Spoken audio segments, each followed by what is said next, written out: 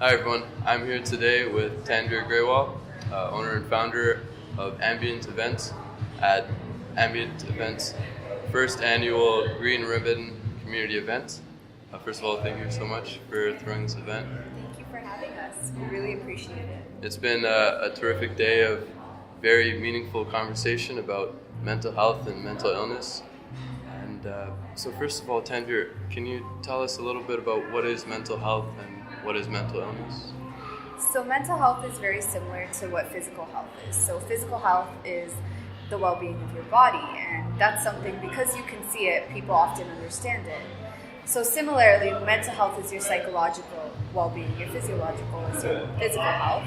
So your psychological well-being is the well-being of your mind, the well-being of your brain, your mind, your heart, just things that is your emotions and what runs your emotions. Right.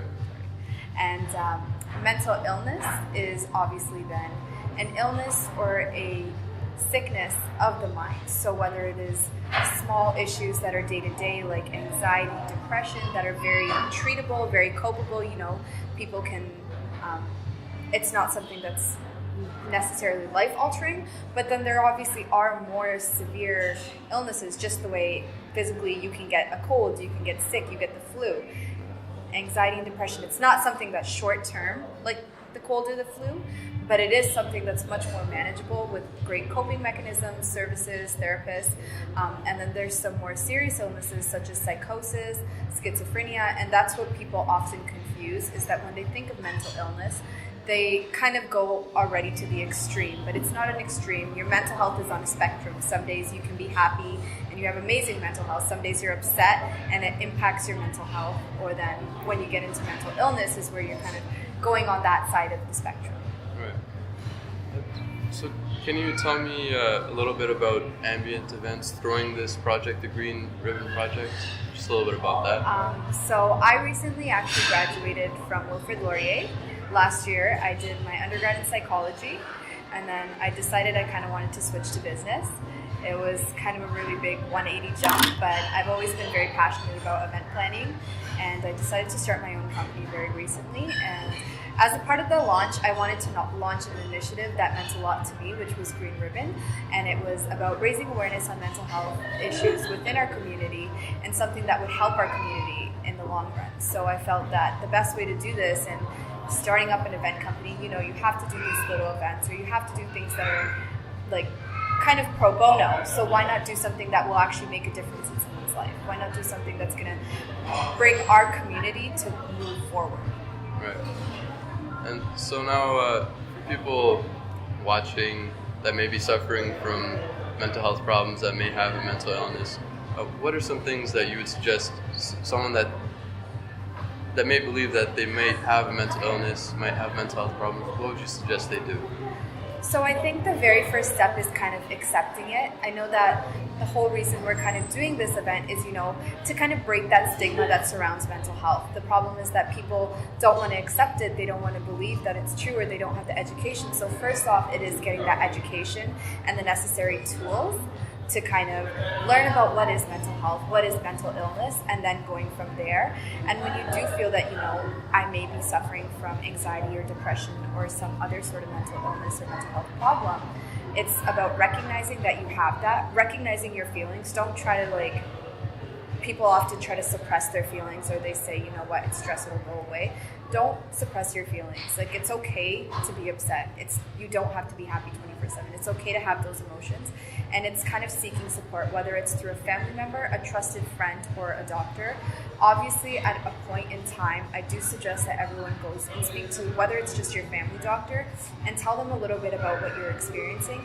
But it's really important also to have a support system. So if that support system starts with a friend or a family member, that's great. If not, speak to your family doctor, go to a walk-in clinic, speak to a doctor about the emotions you're feeling. And we have amazing resources that you can speak to about finding the resources, long-term care, finding medication, or even just finding someone to talk to so that you feel a little less stressed out, so you feel relieved and you're able to have these conversations and open up to people. Right. And now, for someone that thinks that someone close to them is suffering from mental illness, is having a hard time with their mental health, what would you suggest to them? I have a friend or a family member that I believe is suffering from mental illness, what should I do? So that's actually a really good question. I've personally experienced it, and I think there is a little bit of a difference between generations. So sometimes if it's someone who's younger or they know more a little bit about mental health, it's a little easier to approach them. Whereas if it's someone who's older from a different generation, it's hard to kind of approach them on that level. So first is kind of identifying how do you think it would best resonate with them. So sometimes people feel attacked when you go to them and be like, hey, I think you need to go see a doctor. I think you're feeling like this. Like people who are already feeling overwhelmed don't want to feel more overwhelmed.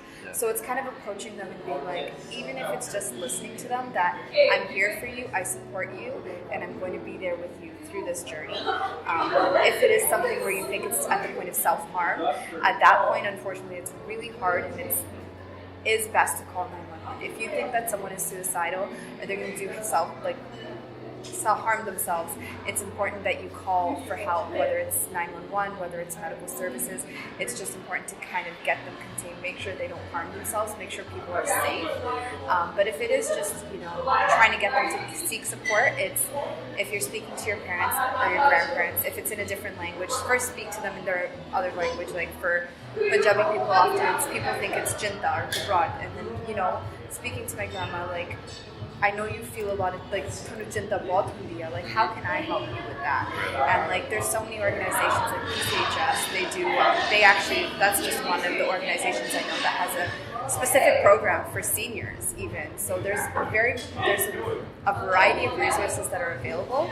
It's just kind of getting those people to get to those resources. So supporting your family members, having that conversation and easing into it so they don't feel overwhelmed, being a support system in the way they need.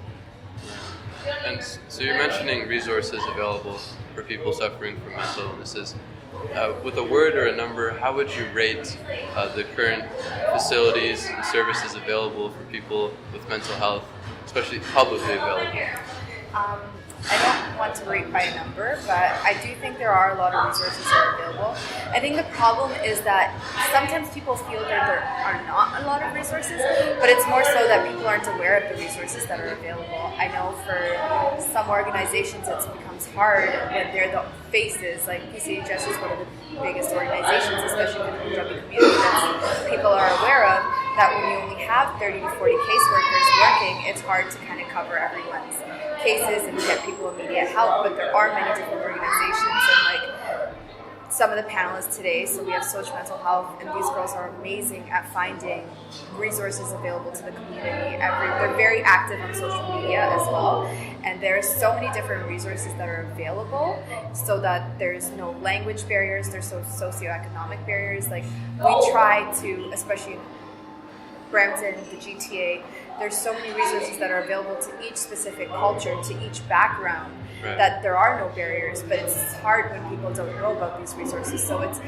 as simple as if you do need those resources or you're trying to find them, reach out to someone, look online. You can even go to the hospital, they can provide you with resources. The hospital is a resource, obviously, but in terms of resources available, there are a lot of resources, they're just not very known. Yeah. Which is the problem. That's where the problem begins. Is because of the stigma or the judgment or fear, the resources sometimes get suppressed as well. And so now my next point was going to be, what improvements do we need in the infrastructure or resources? But from what you're telling me, I'm assuming it's just more awareness, breaking down the stigma, and also just more individual caseworkers, human resources available at the disposal. That's obviously the biggest point, is having more resources available, but it is mostly just kind of raising the awareness and eliminating that stigma, whether it's fear, whether it's judgment, whatever stops people from going and getting those resources. And then raising awareness through workshops like this, events like this, even through word of mouth, through the community. Like I know the girls at Social Mental Health, they're teaming up with another organization and doing Gurdwara workshops.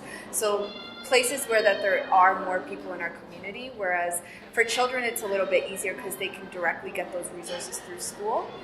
They're taught about those resources in school, but for people who are working or elders, it's very hard. So kind of finding those points is, where do people go the most? So like, for Sikhs, it's a lot of people go to the Gurdwara religiously, so having workshops or having resources, being told at the Gurdwara of where these resources are, how you can find them, things like that, like raising the awareness. That's kind of where we're at as trying to increase those resources. Right. Well, thank you so much for all your efforts. It's very inspirational, and these are the steps that need to be taken to progress mental health awareness and the treatment. Thank you so much, Tanveer, and it's been my pleasure to talk to you today. Thank you for having us. It means so much to have the support of people like yourselves and just the community, because this is kind of how we're going to tackle these issues and how we're going to end the stigma. And the more we have the community support, the easier it is to kind of bridge that gap between generations and bridge that gap between finding those resources. So thank you very much for coming out today, and thank you for shooting our event. Speaking for myself and for the community, we will always support you. Thank you very much. That means a lot.